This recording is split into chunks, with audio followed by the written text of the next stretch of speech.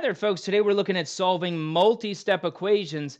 And if you remember solving one and two-step equations, we solve equations by doing the inverse operation, by doing the operation that undoes the operation we have, okay? The opposite operation. Remember, addition has subtraction, multiplication has division, exponents have roots. We'll stick with mainly the addition, subtraction, the multiplication, division, all right?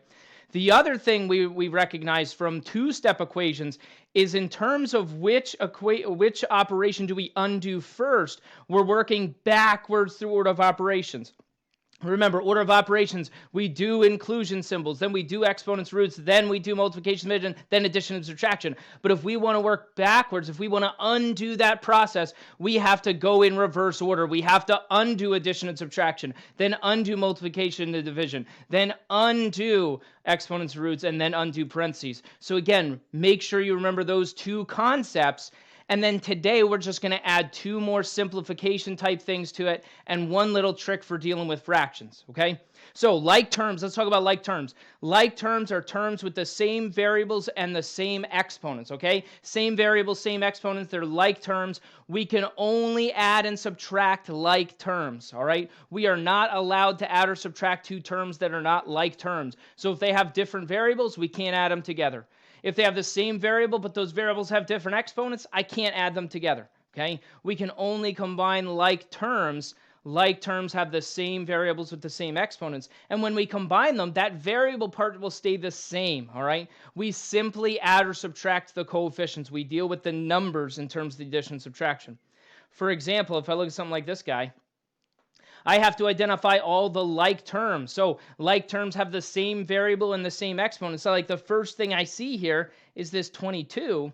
Well, that doesn't have a variable or an exponent. That means it can only combine with other things that don't have a variable or exponents, like this negative 14 or this negative 12. And so those can be combined, and I'm going to do this all in one shot. 22 minus the 14 gives me a positive 8, and then minus the 12 gives me a negative 4, okay? And notice I kept that one at the end. I want to keep these in descending order, which means big X exponent first. So maybe I look across here and I say, oh, the next one I have is the X. And looks like this one also has an X. And see, there's other ones that have an X, but they have an exponent with them, so they're not the same. So the 4X and the negative 2X, again, ignore the variable. 4 minus 2 is a 2, and the variable just tags along for the ride, so it's a 2X, okay? When I subtract, add or subtract like terms, the variable part stays the same. And then these guys, I've got an X squared and an X squared. They're like terms because they have the same variable, and those variables have the same exponents. But now I just look at the negative 3 and the 5. Negative 3 plus 5 is a positive 2. And the x squared just tags along for the ride. And that's it. So when I simplify this, I just combine like terms. And I kind of did that just looking at which term came first. But normally when I do this, I'll look for the ones with the biggest exponents first to get them out of the way. So normally I would add these first and get the 2x squared. Then I would add the x to the first powers and get the 2x. Then last, I would add these three and get the negative 4, okay? So I'll always do it starting with the biggest exponent. It helps keep things organized, okay? And then we've got our good buddy, the distributive property. If you think about the word distribute, if I asked you to distribute papers to the class, you would give one paper to each person in the class, okay? You're essentially giving that paper to everything. And the distributive property is essentially just giving multiplication away to everything, all right? The thing on the outside wants to distribute its multiplication, so it multiplies by each of the things in the parentheses. Just like if you distributed a paper, you would give a paper to each person in the room, okay? And so what happens here, this is the one where we draw it this way usually to kind of show that we're distributing that A, that we're distributing to each piece. But essentially, it's just A times the first thing and then A times the next thing, all right? And I keep doing that till I run out of things. For example, if I look at this guy, I want to distribute the 4, so I'm distributing this multiplication. So I do 4 times the 2x, and I get an 8x. And then I do 4 times the 5, and I get a 20. And that's it. That's my distributive property. I'm giving the multiplication to each thing in the parentheses, all right? This one, same thing, the distributive property. I'm distributing the multiplication, so negative 3 times x is a negative 3x. Negative 3 times negative 4 is a positive 12, so I read a plus 12. And be really careful with your signs here. If there is an addition or subtraction sign in front of something, it's telling us whether that thing is positive or negative. So make sure that sign is kind of part of that number, all right? And then this one, I want to use my distributive property. So I distribute this guy. Well, that gives me a 3x plus 7x, which those are like terms, so I can combine them into a 10x. And this is why combining like terms works the way it does. Think about if you had followed order of operations here. The reason the variable stays the same when I do a 3x plus a 7x, the reason it stays as a 10x and the x doesn't change, if you followed order of operations here, see the x would stay on the outside, you would start inside the parentheses, do the 3 plus 7, which is a 10. And now can everybody see that that is a 10x, all right, which is what I got down here, all right? That's why combining like terms works the way it does, okay? It goes back to the distributive property. All of these things are connected. They're all related. But the distributive property, we're just giving the multiplication to everything, all right? So with those two things in mind, we're going to start with some more complicated equations here. The idea is to simplify and then solve, all right? So I want to simplify and then solve. I simplify by using the distributive property and by combining like terms, that kind of stuff. And then I solve the equation the way I would normally solve an equation, okay? So simplify and then solve. For example, if I look at this guy, I can simplify by doing the distributive property. So I'm going to distribute this 4. And when I distribute the 4, that gives me an 8x and a plus 20. Everything else just tags along for the ride. We just write it down. And now look at this. I have like terms. Keep in mind, you can only combine terms that are on the same side of the equal sign. So I can't combine the 20 and the 32 because they're on different sides. But I can combine the 8x and the minus 4x, which gives me a 4x. Now that I've combined everything I can that's on the same side of the equation, now I'm in solve it mode, okay? So this is where I work backwards through order of operations and I undo the operations as I go. So I want to undo, so again, think about what's happening to x. X is being multiplied by 4, and then I'm adding the 20. So if I want to undo that process, I have to undo adding the 20 first. The opposite of adding 20 is subtracting 20. So I subtract the 20 from each side. Now I can undo that multiplication, and the opposite of multiplying by 4 is dividing by 4. So I end up with x equals a 3. Woo, just enough space to make it in there, okay? And you can easily plug that back in for x and check it, all right? If I look at the next one, notice I have the distributive property can happen twice here. It can happen right here with the 3. It can happen right here with the negative 4. And yes, that is a negative 4 being distributed. So I distribute the multiplication. That's a 3x plus 15. Here I distribute the multiplication. I get a negative 4x minus 4. And now anything that's on the same side I can combine. So I want to combine like terms. Notice this 3x and the negative 4x are on the same side. So that gives me a negative 1x. The 15 and the negative 4 are on the same side. That gives me a plus 11, a positive 11. And that negative 3 can't combine because it's on a different side of the equation. Now that I've done all the simplifying I can do, I'm in solve it mode. And solve it mode, think about what's happening to the x. I would multiply the x by a negative, by like a negative 1, and then I would add the 11. So to undo that process, I work backwards. I have to undo adding the 11 first. So to get rid of adding 11, I have to subtract an 11 from each side. And just be careful here, negative 3 minus 11, it's the same as if you kind of wrote it side by side. Remember, change subtraction to adding the opposite. So instead of minus an 11, it's plus a negative 11. And when I'm adding negatives, it increases the amount of negative I have. So that's a negative 14. All right, take it off to the side if you need to. Do the change of signs there, okay? And now keep in mind when you don't see something written here, it is a 1, so that's a negative 1. So it's multiplying by negative 1. To undo multiplying by negative 1, I have to divide by negative 1. And here, that gives me an x. Over here, negative 14 divided by negative 1 is a positive 14. And once again, you can easily plug that back in and check it. But again, simplify and then solve. I simplify by distributing. I simplify by combining like terms. And then I solve by working backwards through the order of operations, undoing those operations as I go. Okay?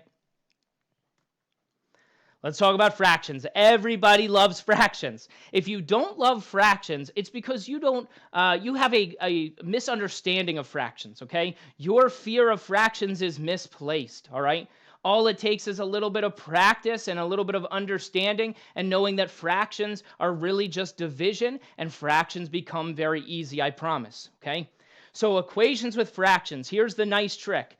You can always eliminate fractions, literally just get rid of all the fractions by multiplying each side by the common denominator, okay? You can get rid of fractions by multiplying by the common denominator. And essentially, a bunch of fractions just means I have a bunch of addition. By multiplying, I'm undoing the division. And what happens is if I multiply by the common denominator, I can undo division of different things all at once, okay? For example, if I look at something like this guy, I've got a 1/2 x minus a 3/4 equals a -3. And essentially, it's like I'm dividing by a 2, and I'm also dividing by a 4, all right? But the easy thing here, again, instead of undoing, the divided by 2 and then undoing the divided by 4 separately, I can undo them at the same time by multiplying by something that will cancel both of those out. And the thing that I need is the common denominator. So if you looked at a 2 and a 4, think about common denominators. If I was adding or subtracting fractions, we need common denominators. I need a denominator that they can both become. And so when you look at a 2 and a 4, the common denominator, the denominator that they would have in common would be a 4. So what I do is I just multiply each side of the equation by 4. And ready for the magic? Here we go. Let's distribute. So I'm going to distribute this 4. It's my distributive property. 4 times 1/2. Remember, a 1/2, that's a times 1 and a divided by 2. That's a division sign. That's divided by 2. 4 times 1 divided by 2, that's a 2. This gives me a 2x. Over here, that says, hey, times 3 divided by 4. Well, let's do the divided by 4 first, right? 4 divided by 4 is 1, so I'm just left with the 3. And then over here, -3 times 4 is a -12. That's what fractions are. They're just division signs. And if you understand that, it should be easy to see here that the divided by 4 and the times 4 cancel out, so you're just left with the 3, okay? And now look at this thing. We want to undo the subtraction first, so I'm going to add the 3 to each side. That gives me a -9. And now I'm going to divide each side by a 2.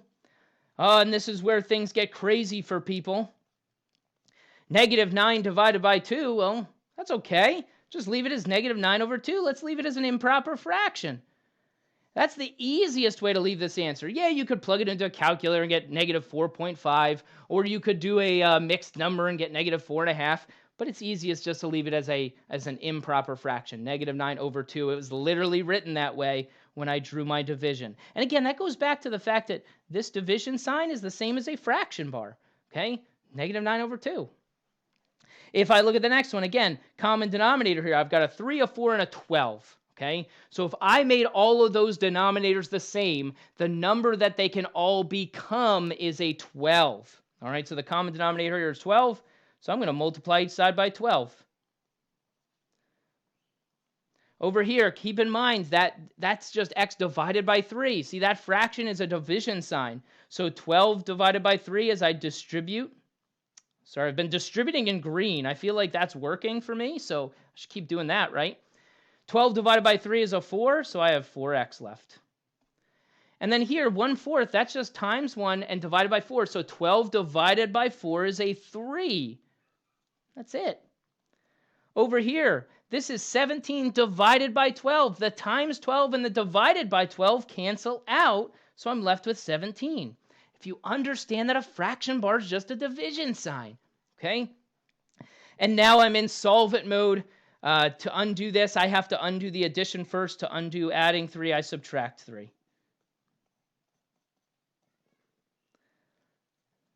And now to undo multiplying by 4, I divide by 4. Oh, and this is where we get scared again. Don't be scared. Don't be afraid of the fraction. That literally says 14/4. Reduce it like you would any other fraction. 14/4 reduces to a 7/2. and you're done. Leave it as an improper fraction.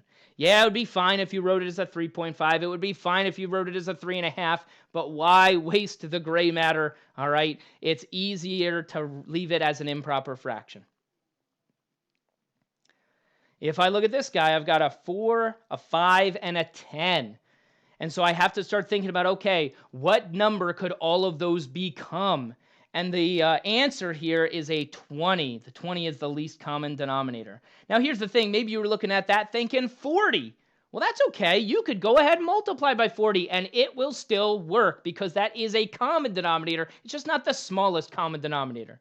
It's always easier if you find the smallest common denominator because it'll make the numbers smaller, okay? But here we go. Again, I'm going to distribute. Keep in mind that fraction bar is a division sign. So let's do the division. 20 divided by 5 is a 4. But I have to do that 4 with a 3x. Well, that's multiplication. So that's a 12x. Okay? Same thing here. It's 20 divided by 4 is a 5, but then times the 3 that's left is a 15. Okay? Over here, 20 divided by 10, I'm just treating that fraction sign as a division, that fraction bar as a division sign, because that's what it is. 20 divided by 10 is a 2, and then times the 17 is a 34. Okay? A fraction bar is just a division sign. Treat it like division. And now let's solve it. I undo the subtraction first by adding 15.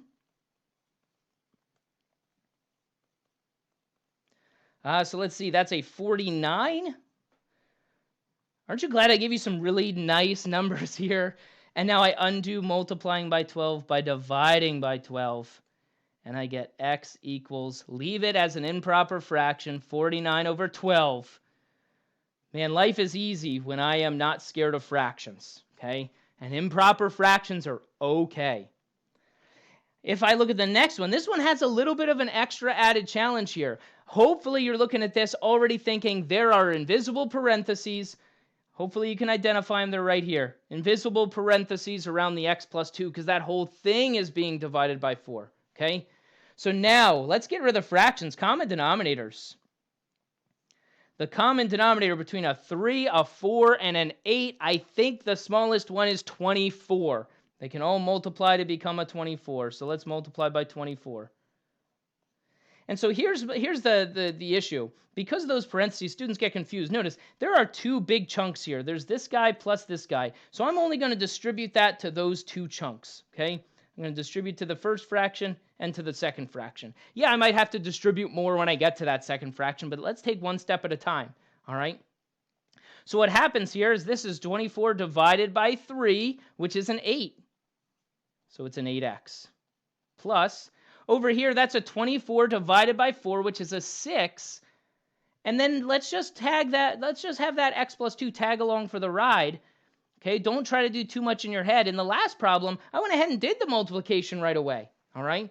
Because they were numbers. It wasn't that complicated. All right? And I'll do the same thing over on this side. Ready? 24 divided by 8 is a 3.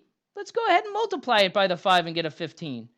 If you need to write that as 3 times 5, that's okay. All right, it's all right to show more work, all right, as opposed to less work. You'll typically do better with more work. And now if I look at this thing, this kind of looks like the problems I was doing on the previous page. I have the distributive property here to do. So I'm going to simplify. And now I can combine like terms. But remember, I can only combine things that are on the same side of the equation. So I can combine these guys, and that gives me a 14x. I can't combine the 12 and the 15 because they're not on the same side of the equation. Now I'm in solve it mode. I've simplified everything that I can. I have to undo the addition first, so I subtract the 12.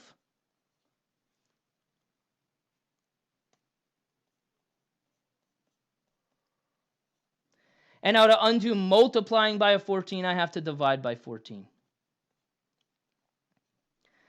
And once again, there's not much I can do here. I'm just going to leave this as a fraction. It literally says 3 divided by 14. That's the same thing as 3 over 14. A fraction bar and a division sign are the same thing, okay? And so again, We want to do the same thing we were doing yesterday. We're undoing order of operations and undoing the operations as we go. So we're working backwards through order of operations and doing the inverse operation. But we can always simplify first. So simplify before you solve. Simplify by doing the distributive property. Simplify by combining like terms. And then undo order of operations, undoing the operations as we go. Okay? Fractions. Don't be scared of fractions. They're just division signs. We can undo them with multiplication. And in the case of fractions within an equation, we can always multiply by the common denominator to eliminate fractions, okay?